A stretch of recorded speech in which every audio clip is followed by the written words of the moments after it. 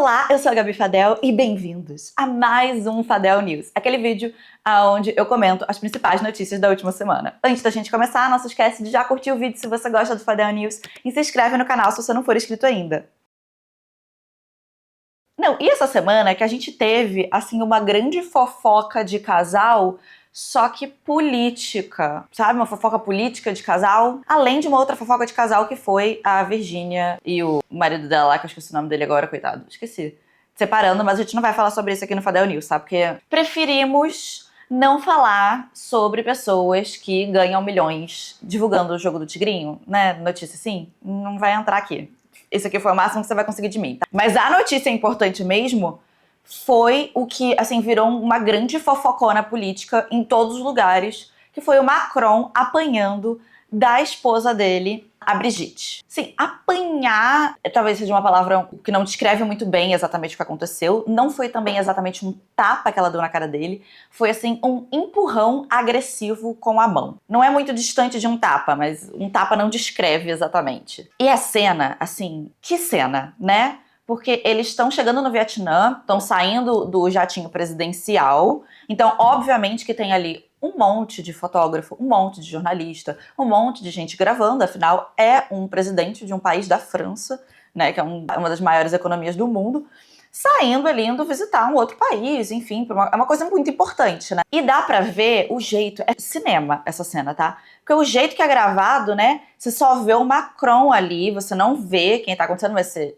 chega à óbvia conclusão de que seria a esposa dele, né? Você vê a cara dele sendo empurrada. E aí, quando a cara dele é empurrada, né, que ele vira, ele vê que devia ter ali umas dezenas de pessoas, provavelmente, gravando. E aí ele tipo, super sem graça. Cinema. E aí teve gente que tentou meio que assim, fazer parecer que não foi uma coisa tão grave assim, o que aconteceu, né, etc. Meio que defendeu o Macron, dizendo que ele tem sido muito atacado ultimamente. Rolou também uma fofocada algumas semanas atrás também, de uma galera querendo dizer que ele estava com um saquinho de droga, quando na verdade era só um papelzinho amassado. Que, sinceramente, nesse caso, acho que não tem como muita gente defender essa situação, porque não é uma coisa que é legal de acontecer em nenhuma circunstância. Se fosse ao contrário, né? Se fosse ele fazendo isso com a Brigitte, a reação seria muito maior. Então, assim, não dá pra gente passar um pano. Logo depois ainda, eles descem e ele oferece o braço pra esposa dele e ela recusa o braço, prefere segurar no corrimão.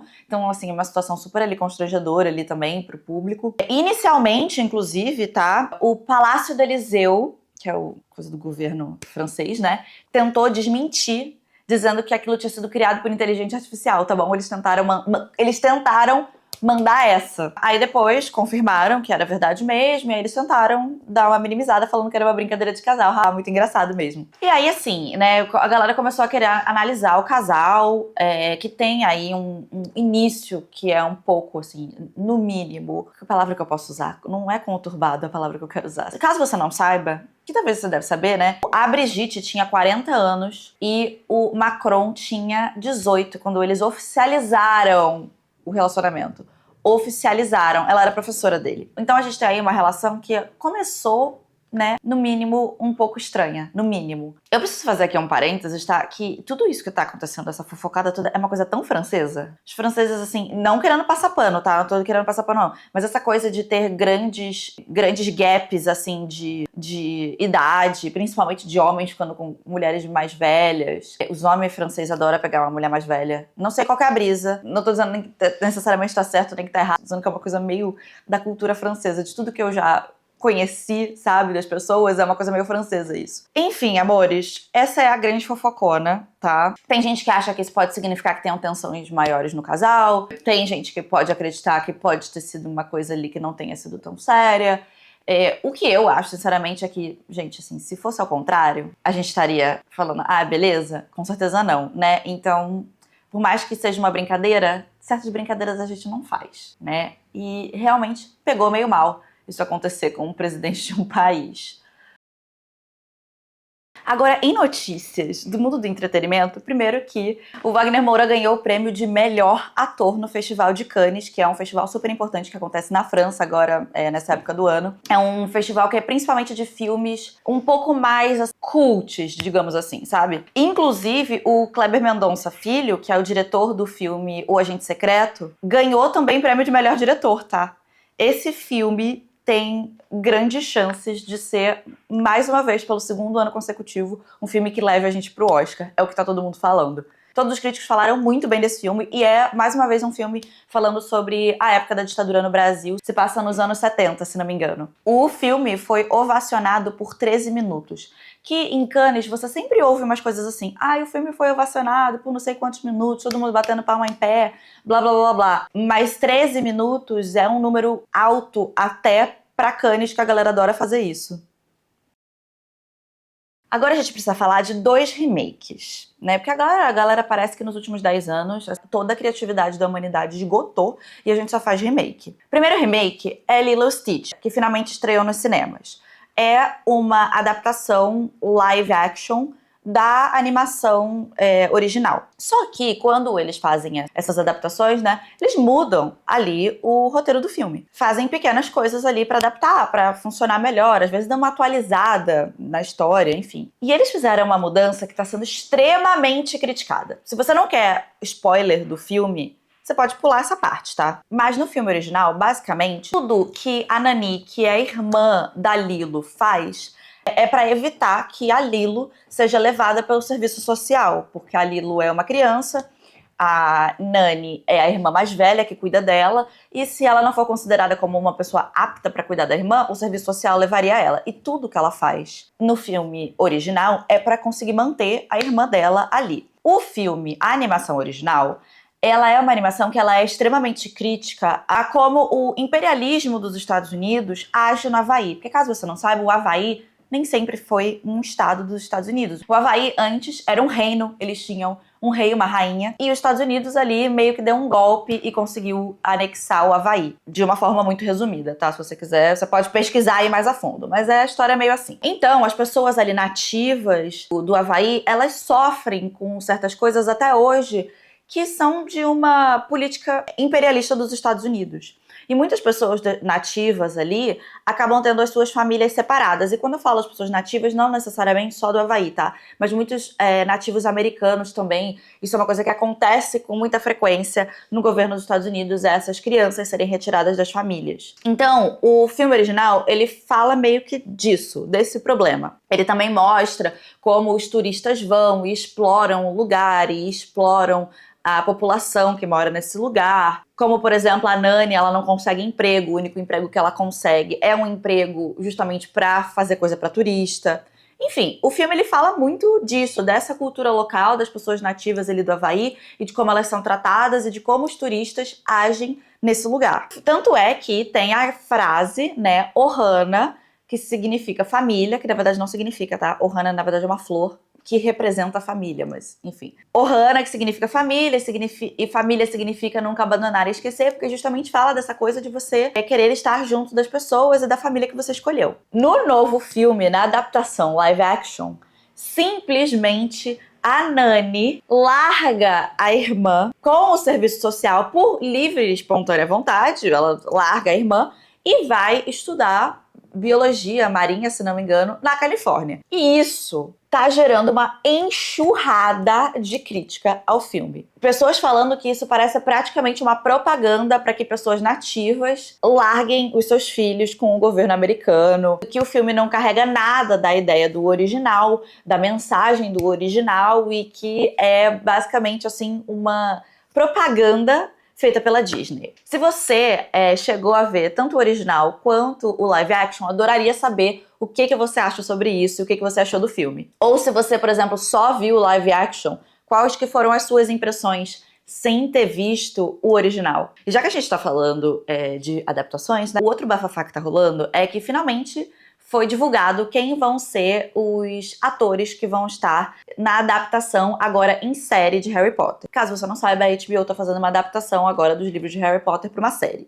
Sinceramente, acho desnecessário, mas, né, aquela grande máquina de dinheiro, a gente precisa dar mais dinheiro pra J.K. Rowling, porque ela precisa de mais dinheiro pra financiar mais grupos anti-trans, não é mesmo? Essa mulher, ela estragou todo o amor que eu tinha pela série que ela criou, né? Mais ou menos. Ainda, né, ainda tenho muito carinho. Definitivamente não tenho mais carinho nenhum por ela. E foram divulgadas e já tá rolando bafafá. Muita gente, obviamente, já tá criticando. Uma das críticas que algumas pessoas fizeram é a escolha da Hermione, que sinceramente eu acho ridículo, que a Hermione é um pouco mais bronzeada. No Brasil, sinceramente, a gente nem diria que a Hermione é uma pessoa não branca, tá? No Brasil, assim, eu acho que eu no máximo poderia considerar ela parda e, sinceramente, nem sei se adequaria a isso. Mas, para a galera, os gringos, meu Deus, a Hermione é muito escura. E é claro, tem muita gente preocupada com qual vai ser as reações do público com essas crianças, porque vai ter, obviamente, muita comparação. E os próprios atores do filme original, né, sofreram muito durante as gravações. A Emma Watson, que fez a Hermione original, no aniversário de 18 anos dela, tinha fotógrafo preparado para tirar foto da calcinha dela, porque ela tinha feito 18 anos, tipo, saindo da festa e tal, tentando tirar a foto debaixo da saia. Ela sofreu uma sexualização absurda desde uma idade muito nova. E eu espero que essas crianças não passem pelas mesmas coisas que o elenco original passou. Apesar de que eu acho que hoje em dia o hype é bem menor, talvez a atenção também seja menor em cima deles. Mas ainda assim, rola uma preocupação, porque são atores novos, que têm praticamente nenhuma ou quase nenhuma experiência com isso, né? E certamente nunca receberam esse tipo de atenção também. E a gente sabe como que as críticas, que comentários sobre a gente podem afetar. Eu desejo muito boa sorte para essas crianças nessa jornada. E agora, vamos falar um pouquinho dos Estados Unidos, do que está acontecendo nos Estados Unidos? O secretário de Estado dos Estados Unidos, o Marco Rubio, anunciou que vão haver restrições de vistos para autoridades estrangeiras que forem acusadas de tentar censurar cidadãos americanos. Traduzindo, eles estão tentando proibir o Alexandre de Moraes de ir para os Estados Unidos. Porque eu só consigo pensar realmente no Alexandre de Moraes. Eu imagino que talvez existam outras pessoas em outros países que podem ser afetadas com essa regra, mas me parece uma regra um pouco direcionada. Vou fazer um exemplo hipotético, tá? Que não é relacionado ao Brasil, só para você entender também do que tá acontecendo no Brasil. Digamos que tem um cara, e esse cara, ele tá na Alemanha, e ele fez discursos nazistas numa rede social. Na Alemanha, existem regras muito fortes, leis muito rígidas quanto a esse tipo de discurso, justamente porque, imagina, é a Alemanha, né? Sabem bem. Você não pode fazer esse tipo de discurso na Alemanha. Então, se você faz um discurso desse numa rede social na Alemanha, você pode ser penalizado. O juiz, ou seja lá quem for, que penalizar esse cidadão americano pode ser impedido de entrar nos Estados Unidos porque ele está censurando um cidadão americano. Nos Estados Unidos isso não é um crime.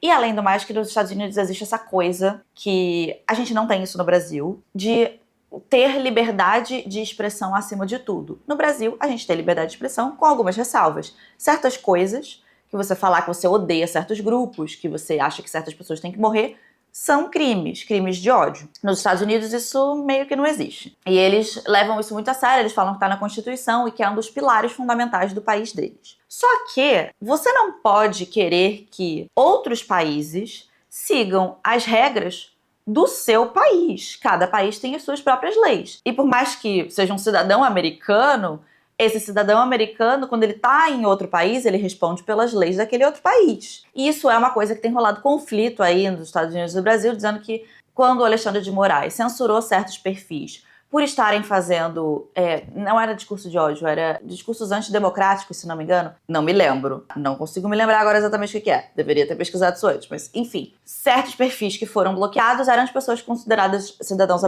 americanos e tá rolando esse estresse aí agora. Só que assim, o seu perfil não tá sendo bloqueado nos Estados Unidos. O seu perfil tá sendo bloqueado no Brasil, aonde vocês não têm jurisdição nenhuma. Fica aí quieto no teu lugar. E várias pessoas nos Estados Unidos estão, inclusive, criticando essa decisão do secretário de Estado americano, do Marco.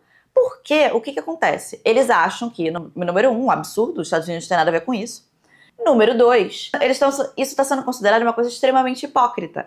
O governo dos Estados Unidos implementou um programa chamado, olha o nome, tá? Catch and Revoke, ou seja, pegue e revogue, que é para revogar o visto de estudantes internacionais que postam conteúdos que eles consideram anti-Israel ou pró-Palestina em qualquer rede social. Inclusive, todas as embaixadas dos Estados Unidos suspenderam temporariamente as entrevistas para vistos de estudante até eles conseguirem se organizar para aplicar essa nova regra que eles têm que verificar as redes sociais das pessoas que estão solicitando os vistos. Ou seja, eu, particularmente, não conseguiria um visto de estudante para os Estados Unidos agora, porque é só você entrar no meu canal do YouTube. Inclusive, eu, particularmente, também, pelos próximos 4 anos, não estarei botando meus pés naquele país. Inclusive, eu, provavelmente, pelos próximos 4 anos, vou estar evitando ao máximo botar os pés naquele país.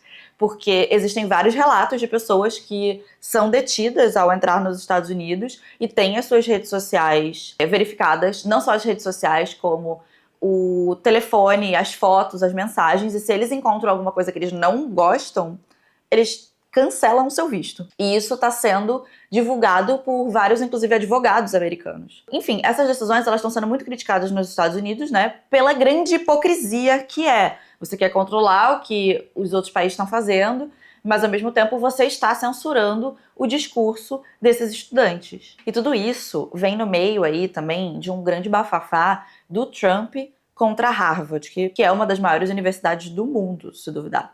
Que o Trump quer porque quer que Harvard não aceite os estudantes internacionais. Inclusive, o governo, eles fizeram lá um negócio que era para impedir a matrícula de novos estudantes internacionais. Mas aí a universidade processou o governo americano e aí um juiz bloqueou temporariamente essa decisão para deixar que os estudantes estrangeiros continuassem estudando. E tem muita gente que também critica essas decisões do Trump porque toda essa coisa de dificultar os vistos, de querer que os estudantes estrangeiros não vão para a faculdade, né, sejam expulsos ou tenham seus vistos revogados, vai fazer com que essas faculdades percam muito dinheiro. As mensalidades mais caras são os estudantes internacionais. Se você fazer uma faculdade nos Estados Unidos já é um bagulho caro para americano, para você que é um estudante internacional é mais caro ainda, tá? Porque os americanos pagam um preço diferente. E isso pode fazer com que encareça os preços para os americanos, porque não vai ter os estudantes internacionais para financiar ali a base das coisas. E, como a gente sabe, as faculdades nos Estados Unidos, elas são todas pagas. Enfim, se você gostou do vídeo, não se esquece de curtir, se inscreve no canal se você não for inscrito ainda e vire um lindo e mágico unicórnio muito bem informado. E eu vejo vocês no próximo vídeo. Tchau!